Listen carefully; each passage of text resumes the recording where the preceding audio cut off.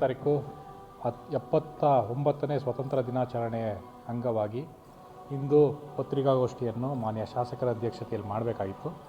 ಮಾನ್ಯ ಶಾಸಕರು ವಿಧಾನಸಭಾ ಕಲಾಪದಲ್ಲಿ ಭಾಗಿಯಾಗಿರೋದರಿಂದ ತಾಲೂಕು ದಂಡಾಧಿಕಾರಿಗಳಿಗೆ ಅವರ ಪರವಾಗಿ ಅವರ ಸಮ್ಮತಿ ಮೇಲೆ ನಾನು ಈ ಪತ್ರಿಕಾಗೋಷ್ಠಿಯನ್ನು ಮಾಡ್ತಾಯಿದ್ದೀನಿ. ಆಗಲೇ ತಿಳಿಸಿರೋಂಗೆ ನಾವು ದಿನಾಂಕ 31 ಜುಲೈ 2025ರಂದು ನಾವು ಒಂದು ಪೂರ್ವಭಾವಿ ಸಭೆಯನ್ನು ಏರ್ಪಡಿಸಿದರು ಮಾನ್ಯ ಶಾಸಕರ ಅಧ್ಯಕ್ಷತೆಯಲ್ಲಿ.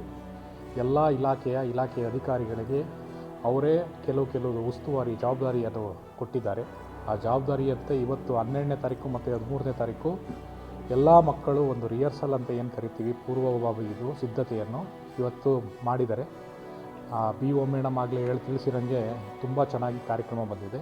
ಈ ಕಾರ್ಯಕ್ರಮದಲ್ಲಿ ಸುಮಾರು 16 ತಂಡಗಳು ಪಥಸಂಚಲನ ಮಾಡ್ತಾರೆ. ಅದರಲ್ಲಿ 13 ಶಾಲಾ ತಂಡಗಳಿರ್ತವೆ, ಇನ್ನು 2 ಪೊಲೀಸ್ ಇಲಾಖೆದಿರ್ತವೆ, 1 BBMPದಿರ್ತವೆ, 4 ವಾದ್ಯಗೋಷ್ಠಿ ತಂಡಗಳು ಭಾಗಿಯಾಗಿಸ್ತವೆ, 8 ಸಾಂಸ್ಕೃತಿಕ ಕಾರ್ಯಕ್ರಮಗಳು ಶಾಲಾ ಮಕ್ಕಳಿಂದ ವಿವಿಧ ಶಾಲಾ ತಂಡಗಳಿಂದ ಆಯೋಜಿಸಿದ್ದಾರೆ.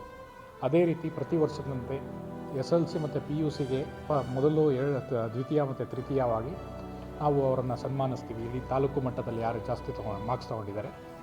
ಅದೇ ರೀತಿ ಈ ವರ್ಷ ಏನು ಅಂದರೆ 4 ಜನರ ಮಕ್ಕಳು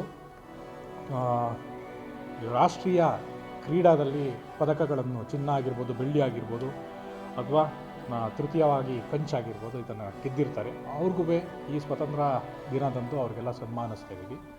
ಸುಮಾರು 5,000 ಜನರು ಮಕ್ಕಳುಗಳು ಸೇರಿ ಎಲ್ಲರೂ ಭಾಗಿಯಾಗ್ತಾರೆ. ನಾನು ಆಗಲೇ ಹೇಳ್ದಂಗೆ ಎಲ್ಲ ಯಲಹಂಕ ತಾಲೂಕಿನ ಸಾರ್ವಜನಿಕರಿಗೂ ಕೇಳ್ಕೊಳಂಗೆ ಎಲ್ಲರೂ ಈ ರಾಷ್ಟ್ರೀಯ ಹಬ್ಬದಲ್ಲಿ ಎಲ್ಲರೂ ಭಾಗವಹಿಸಿ. ಅದೇ ಥರ ನಾವಾಗಲೇ ಎಚ್ಚರಿಕೆ 31ನೇ ತಾರೀಕು ಎಲ್ಲ ಅಧಿಕಾರಿಗಳಿಗೆ ಹೇಳಿದ್ದೀವಿ, ಕಡ್ಡಾಯವಾಗಿ ಸ್ವತಂತ್ರ ದಿನಾಚರಣೆಗಳಲ್ಲಿ ಪಾಲ್ಗೊಳ್ಳಲೇಬೇಕು ಅಂತ. ಪಾಲ್ಗೊಳ್ಳಿಲ್ಲ ಅಂದರೆ ಅವ್ರ ಮೇಲಂತೂ ನಾವು ಈ ಸತಿ ಅಂತ ಆ್ಯಕ್ಷನ್ ಮಾಡೋಕ್ಕೆ ದೃಢವಾಗಿ ನಿಶ್ಚಯಿಸ್ತೀವಿ. ವಿಶೇಷ ಪ್ರತಿ ಸತಿ ಥರ ಅಷ್ಟೇ, ವಿಶೇಷ ಏನಿಲ್ಲ. ವಿಶೇಷ ಏನಂದರೆ 4 ಜನರು ಸ್ಕೂಲ್ ಮಕ್ಕಳು ಯಾರು ರಾಷ್ಟ್ರೀಯ ಇದರಲ್ಲಿ ಕ್ರೀಡಾದಲ್ಲಿ ಭಾಗವಹಿಸಿದ್ರು ಅವ್ರಿಗೆ ಒಂದು ಸತಿ ಸನ್ಮಾನ ಇಟ್ಕೊಂಡಿದ್ದೀವಿ ಅಂತ ವಿಶೇಷ. ಸ್ಪೋರ್ಟ್ಸ್